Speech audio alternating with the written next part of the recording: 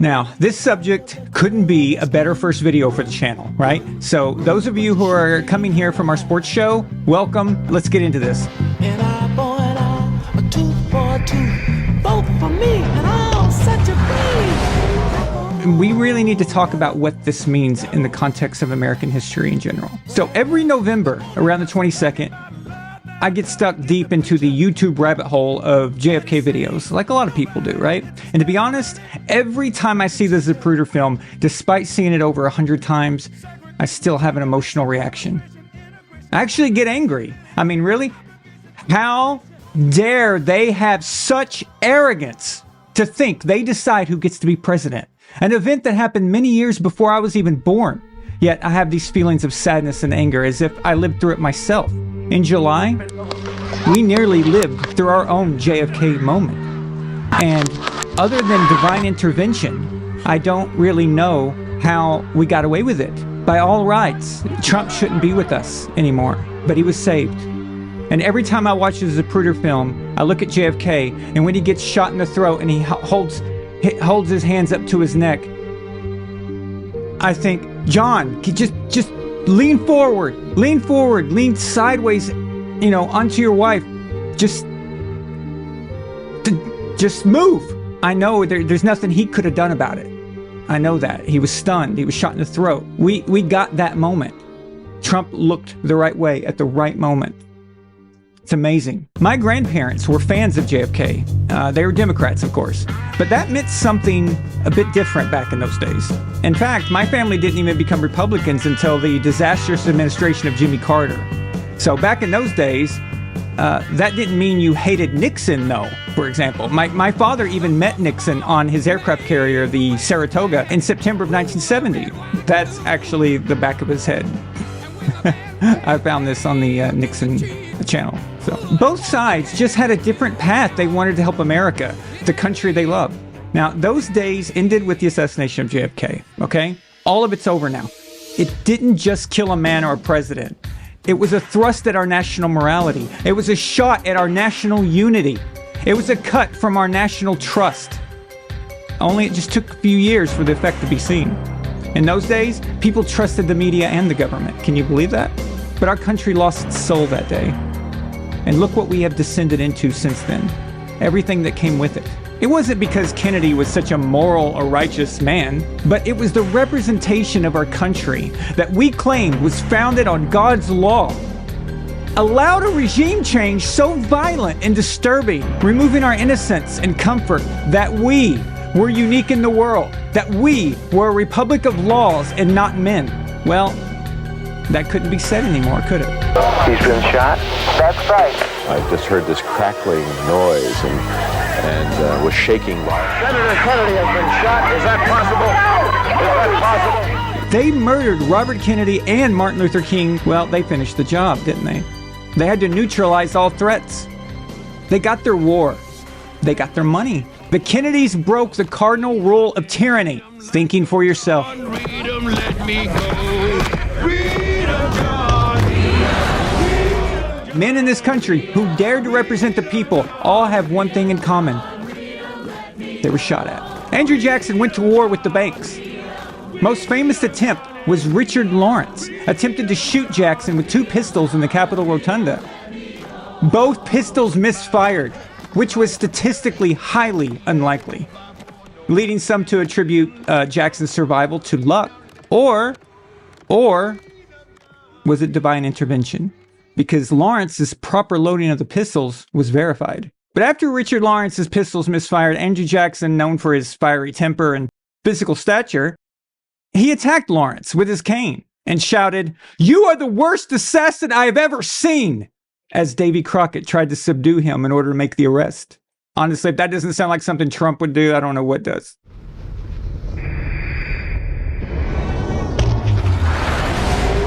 Theodore Roosevelt. Let's look at Theodore Roosevelt. Although he came from a wealthy background, Roosevelt became known for trust busting, regulating big businesses, and advocating for the rights of the common man against large corporations.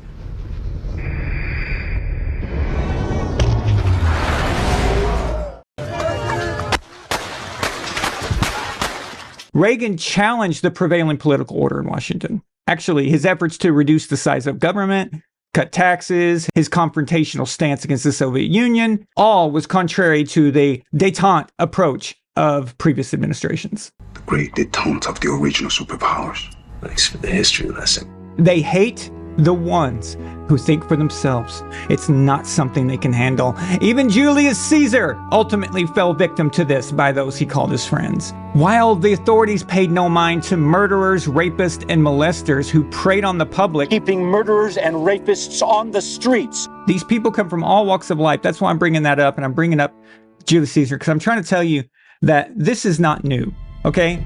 There is nothing new under the sun.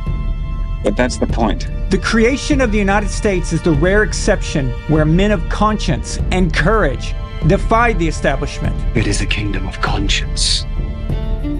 Or nothing. They succeeded. They created a country and didn't end up destroying themselves in the process. It is no small thing to build a new world, gentlemen. We have our republic. We must endeavor to keep it, if we can.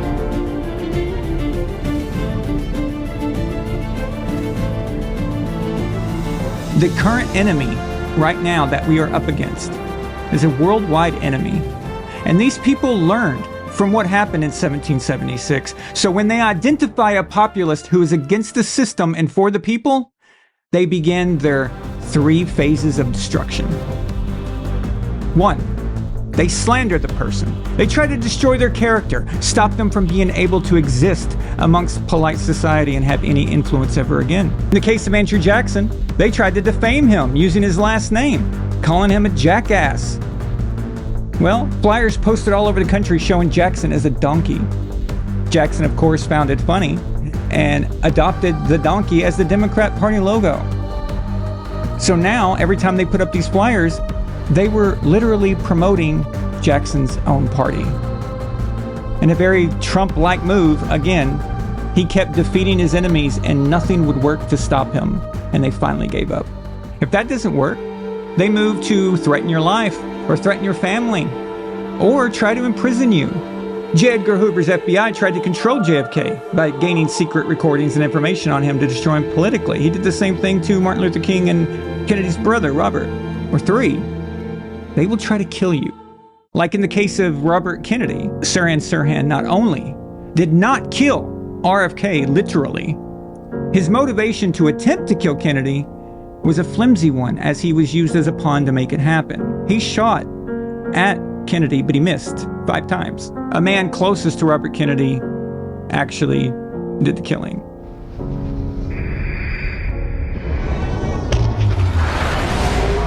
A similar occurrence with them blaming Iran right now for trying to kill Trump in July. Does anyone believe that?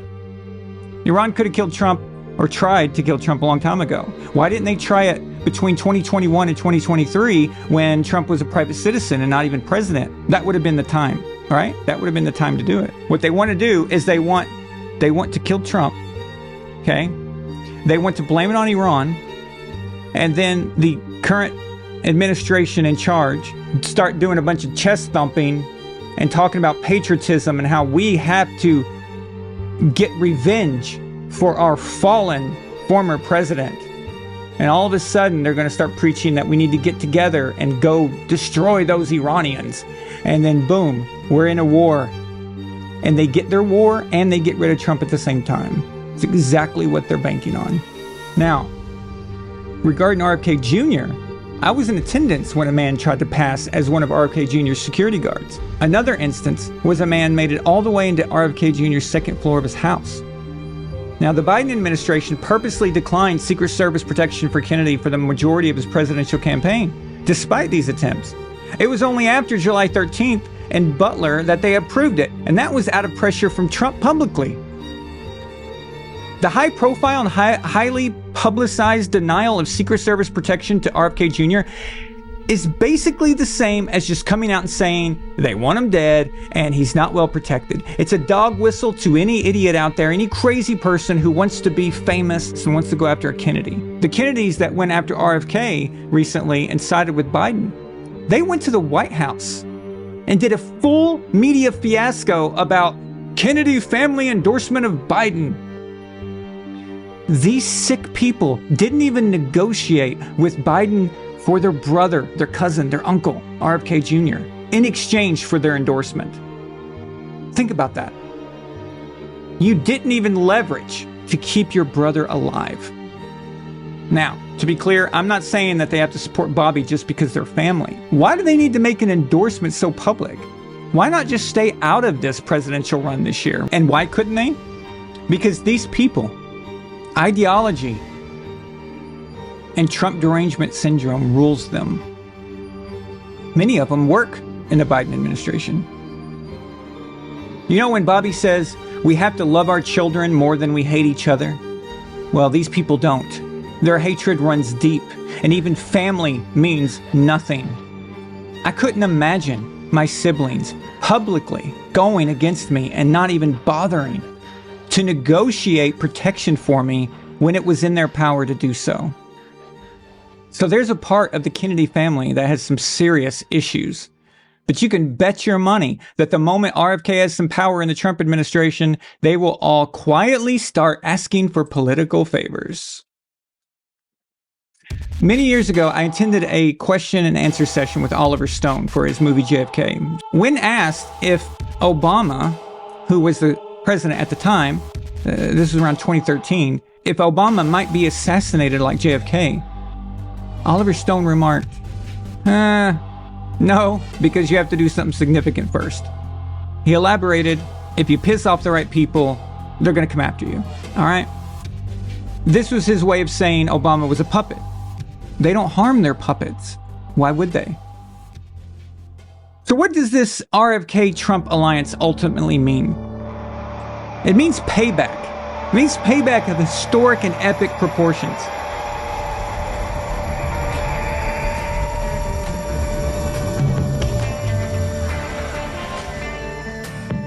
The killing of JFK was an American coup d'etat. LBJ, one of the biggest traitors to America, was installed. With so much controversy around LBJ, the Vietnam War, the killing of their preferred candidate RFK, the country overwhelmingly moved to Nixon. There wasn't much the establishment could do about it. Nixon was the VP of the very popular centrist Dwight Eisenhower, and he barely lost the election against JFK in 1960. So Nixon was a familiar face for a country hoping to get back to a simpler time. You know, before their heroes were murdered. Nixon seemed at first to be willing to get in line with the establishment, but that seemed to fall apart. After attending Bohemian Grove in California, if you don't know about that, look it up.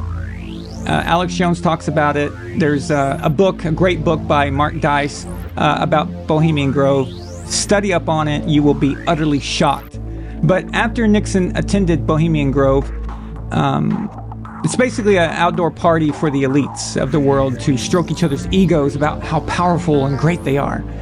And Nixon stated some very bad things about them, showing that he clearly wasn't in line with these people. I wouldn't classify Nixon as anti-establishment, you know, at the level of the other men I'm referring to, but he was enough of a thorn in their side for them to get rid of him. They just didn't want to kill him. So they just destroyed his presidency instead. Tell me if this sounds familiar. The media, Hollywood, all colluded to destroy Nixon. They pretended to take offense to Watergate as if they found out Nixon was eating children and drinking their blood. Seriously. Oh my God, Watergate. Oh, guys, that is a Tuesday afternoon in today's world. All right. In reality, it was a petty situation that both parties have done for a very long time, but Nixon could have fought it. But he knew all too well what the penalty was if he did. He didn't want to end up like the Kennedys and MLK. The media would have you believe that Nixon was hated. Yet in 1972, go look at the map. He turned the entire map of the country red. It was a ridiculous beatdown of George McGovern winning 49 states and 60% of the popular vote. But if you lived during that time, and if you go back and read and watch interviews, you would think Nixon was the greatest villain in American history. The media have always been our enemies, folks. They've always been liars. They have always been this way. It's just they've gotten progressively worse. They picked Gerald Ford to be their replacement. Gerald Ford, of course, was being rewarded for his work as a member of, that's right, you guessed it, the Warren Commission. The same commission that covered up all the evidence and lied to the American people about the JFK assassination. This was a quid pro quo. Thank you, Gerald Ford. You're a good man. We want you now in here. So they had their guy. But you know what? Gerald Ford, he had the charisma of a garbage can. And in those days, it wasn't as easy to rig elections. And you had to at least put up the pretense of sending a likable candidate who pretended to care about the people's views. So they got the weakling, the non-threatening guy to their power, Jimmy Carter. Jimmy Carter was a safe pick for them. It's like Joe Biden. It was someone they knew wouldn't stand up, wouldn't disagree, and they could just basically get whatever they want. Now, I just want to be clear real quick. I'm not comparing Jimmy Carter to Joe Biden as people, okay? I really do believe that Jimmy Carter was a good man, okay? I think that he meant well, and he's nothing like these people. Just look at the Bush Sr. funeral when those envelopes are handed out. Look who gets envelopes and look who doesn't. The only people not receiving envelopes, Trump, of course, and Jimmy Carter. You can see Jimmy looking for his because he looked over and he saw that, you know, Obama got one, Hillary, whoever got one, and he's looking for his, thinking it was some kind of, you know, cool thing for ex-presidents or whatever. But here's where they made their mistake. They pushed too far too fast. See, Carter's presidency was such a disaster that a populist candidate was bound to rise, which was, of course, Ronald Reagan. They knew there was no stopping him. Now, these were the days when California was the greatest state in the country. Produced Richard Nixon, produced Reagan. But even with Reagan, okay, there was no stopping him. They knew that. So there's no way in hell that they were going to just let him run amok and have another JFK situation on their hands. They certainly weren't going to do that. So they made sure to plant one of their best assets, George H.W. Bush, as VP. Yes, the former head of the CIA and political rival of Reagan. They did not like each other. But unfortunately for Reagan, his presidency didn't last long before they tried to kill him and get their guy in as soon as possible.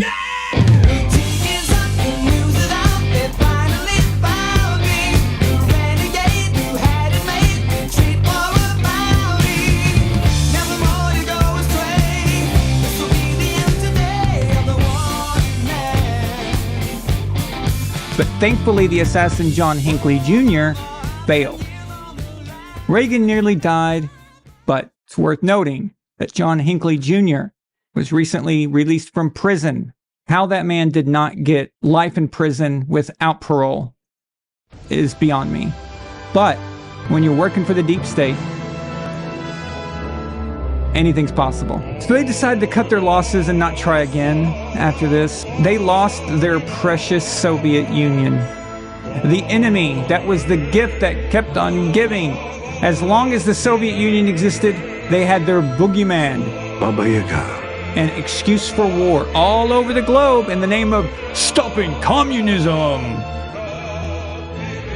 Well, Reagan essentially took that from them. Soviet power is a myth. Was never a threat. It will never be a threat. But we were so obsessed with stopping communism that we decided to start trading world international partners with China. Communist. China?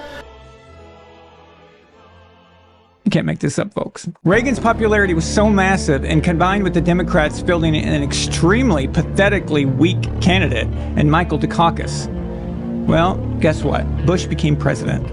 When I was a kid, my father took me to the train station to see Dukakis speak. If Kitty Dukakis were raped and murdered, would you favor death penalty for the killer? No, I don't, Bernard, and I think you know that I've opposed the death penalty during all of my life. Dad was a massive Reagan fan, and of course I knew we were a Republican family at that time and we would be voting for Bush. So I asked him, Dad, why are we here? And he told me he thought it was important for me and my siblings to hear him speak. So there I was, sitting on my dad's shoulders, watching Michael Dukakis pitch our small town on why he should be president. But this is how it used to be. There was no Dukakis derangement syndrome. Our objectives are clear. We have before us the opportunity to forge, for ourselves and for future generations, a new world order. When we are successful, and we will be, we have a real chance at this new world order. What we're doing is going to chart the future of the world for the next 100 years. A new world order. A new world order. But the Republicans had a long run, and it was the Democrats' turn to play. So with Ross Perot playing the spoiler as a de facto Republican, siphoning votes from Bush, the worst governor in Arkansas history became the President of the United States. Now, we were in disbelief. Life in Arkansas from a governmental standpoint was utterly pathetic, okay? And we knew Bill Clinton. We knew of his reputation. The nation just made this man president, but they got their man. And in hindsight, their woman. This was the birth of the queen of the neocons, Hillary Clinton. Make no mistake, many of the terrible things that we're experiencing today can be traced back to Bill Clinton. His assistance in making China nearly a superpower, his NAFTA agreement, his crime bill that jointly created with Joe Biden put black fathers away in prison for years, disproportionate to their crime, leaving an entire generation of black males to grow up without discipline or direction. Now it's the Republicans' turn again. They got themselves another Bush. Look at that. And we all know what happened with this. Weapons of mass destruction got to be somewhere.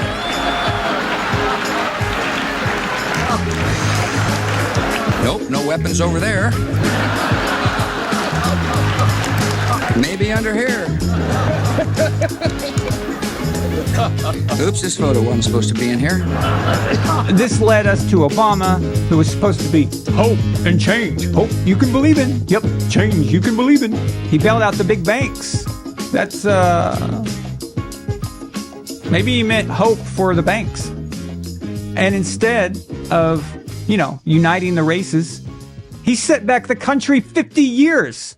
Think about this. This is a man who had the utter loyalty and love and devotion from black Americans, other minorities. He had that in one hand. In the other hand, he had the respect and trust of white people. This was an amazing opportunity to go down as one of the greatest presidents of all time. Think about that. You have all of this on a silver platter. All you have to do is have the courage to be a loyal American. That's it. All you had to do. But Obama is by far the best operative in the White House that they have ever had. Ever. Look how long they have held on to power in some form since the killing of JFK, even after the warning Eisenhower gave us in his last speech. In 2016, they thought they were handed a winning lottery ticket. And they calculated that if they could rig the Democrat Party for neocon Hillary, because no way were they going to allow Bernie, although he is a nutcase. He is way too independent-minded, even for them. All they needed was a Republican candidate that they could defeat. The media literally promoted Trump as the candidate. This is what they wanted. They loved it. They hated his guts, but they gave him free attention. They thought he was an easy win for Hillary. And Obama's destruction of America would continue unimpeded.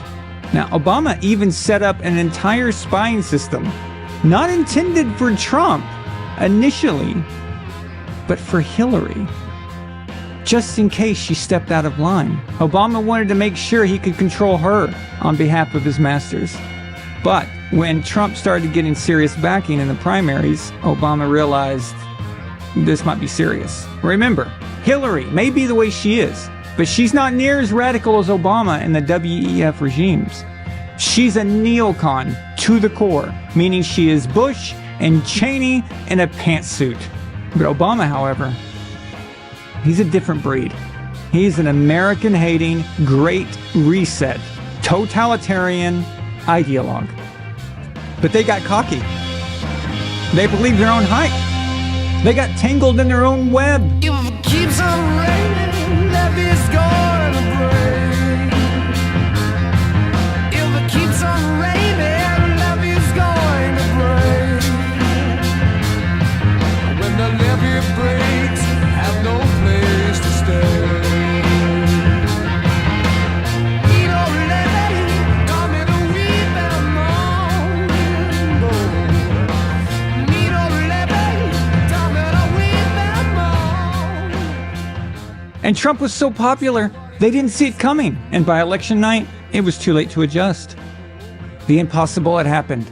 They let their guard down. They thought Trump was a clown and felt Hillary was essentially American royalty and it was her right to be president. Remember the hotel with the glass ceiling and all that?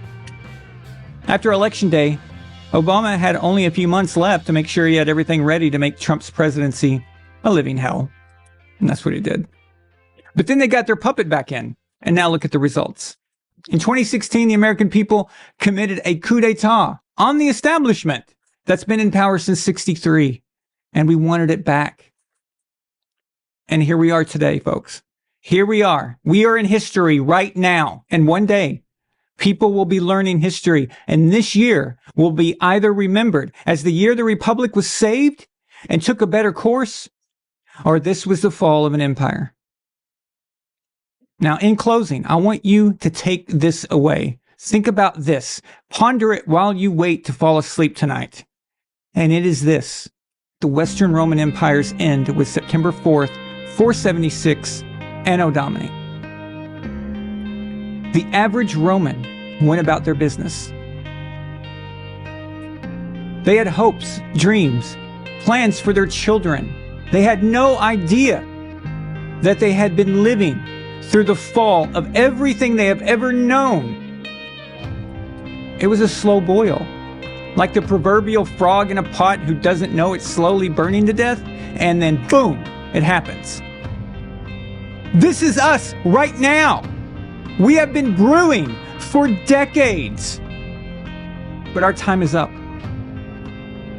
Those Romans had no idea that we would be talking about their demise in this way. They felt they were going to rule the world forever. And why not? It seemed like it. And we cannot let that be our end. The fall of Rome led us to the Dark Ages, and it took us centuries to even begin to piece back together a sliver of what Rome had achieved for humanity, and another few centuries to even equalize. If America falls, the entire world goes with it, and the pursuit of happiness is gone. The human desire to endeavor to be the best we can be will have no meaning.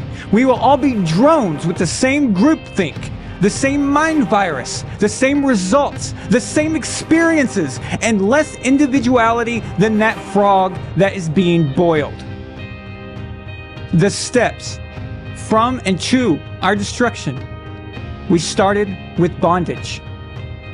And bondage always leads to spiritual faith. And spiritual faith leads to courage. And courage leads to liberty. And then liberty leads to abundance. But then abundance leads to complacency. And complacency leads to apathy. And apathy leads to dependence. And from dependence, back into bondage. Where do you think we are right now? I'll let you take that one for yourself, but I think you know. We're so close right now. You must vote according to your conscience and vote strategically. Ask yourself, do I love my kids more than I hate Trump? We cannot give into petty desires and personal preferences. It's time Americans start doing their civic duty as if it was 1776 all over again. We are at war, just a different kind.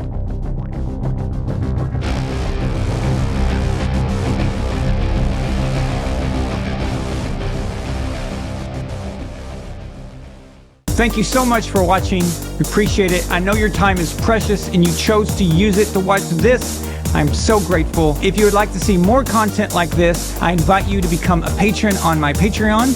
If you can't afford that because of this, broken economy, sharing this content and word of mouth is very much appreciated.